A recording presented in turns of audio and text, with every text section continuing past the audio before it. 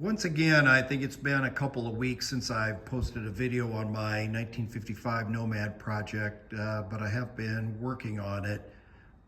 Most notably, I kind of shifted gears from like trying to get the front clip, and the doors and stuff like that worked on to working on getting the mounting brackets back into the car so that the rear seat could be permanently mounted, and I needed to know exactly where those were. But once again, I suspect there might have been a tense discussion between whoever owned the car at the time that the floors and the rockers and the inner fenders got worked on, but this thing definitely wasn't finished in terms of metal work and restoration type stuff before it left that shop. And then the next 30 years went by, and now it's in my lap, and I'm the guy trying to drag this thing across the finish line. So what I did was I finally kind of figured out exactly how these brackets were going to work. And what I was able to do, as you can see on the seat back, the pivot bracket bolts directly to the inner fender, and that is on both sides. And then the seat base actually attaches to these pivot brackets that bolt to the boxes, which are supposed to be welded to the floor. Now, when this was a rusty car, presumably those boxes were rusty as well and are long gone. And so I did get included in the pile these reproduction boxes, which I'm just going to have to make them work somehow. So anyway, I got that much done. And so now let's see here. Take you back. For those of you that have wondered how the seat folds up in a Nomad, there are these clips up at the top. You can see the pin that's part of the seat back that does that. So I had to get those brackets on. Now on the driver's side of the car, you can see a little bit where there was rust repair in that location. And when it came time to mount those brackets, I had,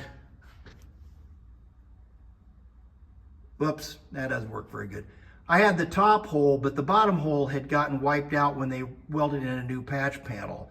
So what I was able to do was look at a friend of mine who has a very, very nice 55 Nomad that doesn't have the upholstery in it yet.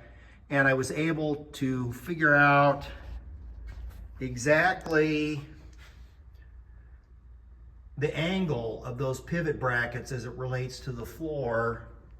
And then I was just transferred the dimensions in terms of the location of the bottom hole.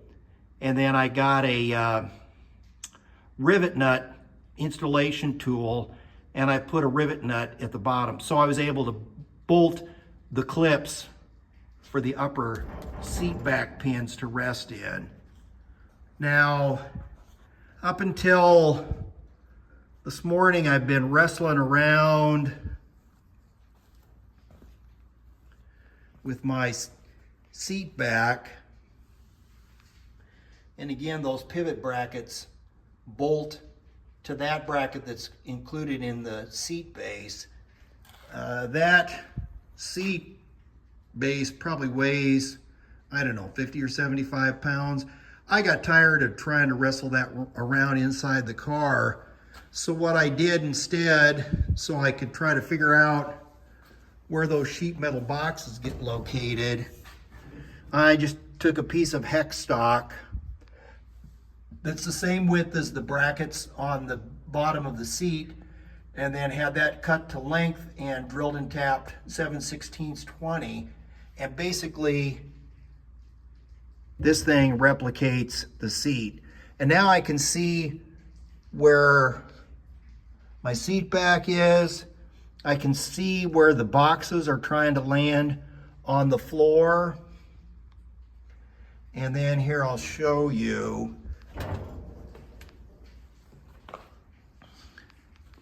What I need to be able to do is fold down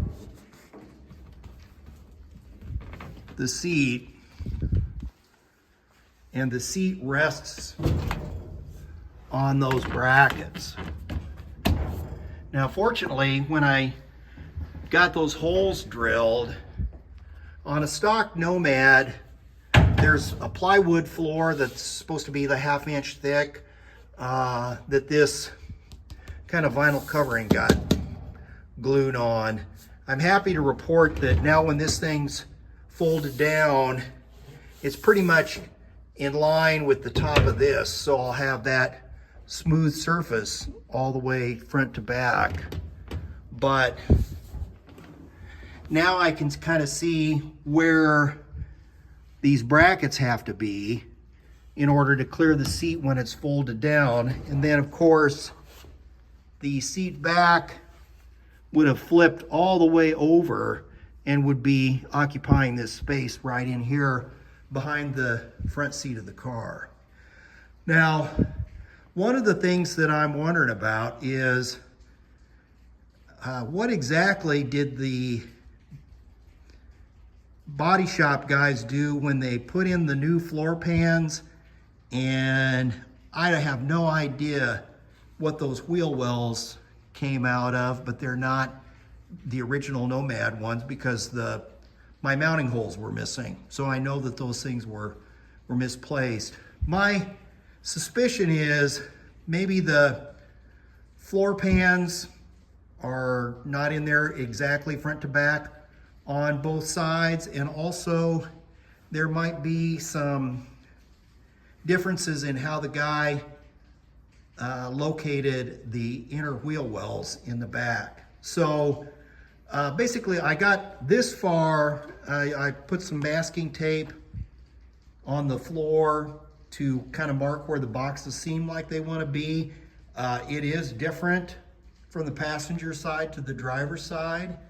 And I think what I'm going to have to do is the pivot operation of the seat is going to have to overrule the exact location of that kick up in the floor, because I want to be able to fold the seats down. So anyway, that's what I'm going to be working on this coming week. The front clip came off the car again. I hunted down some brackets that I needed to have that were missing from my fenders.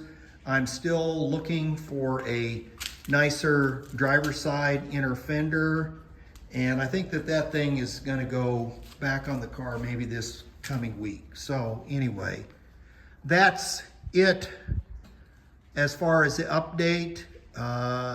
Like, share, subscribe, and comment if it looks like I've missed something, or maybe you see something that I don't see, but that's what's going on with the Nomad. Thanks for watching.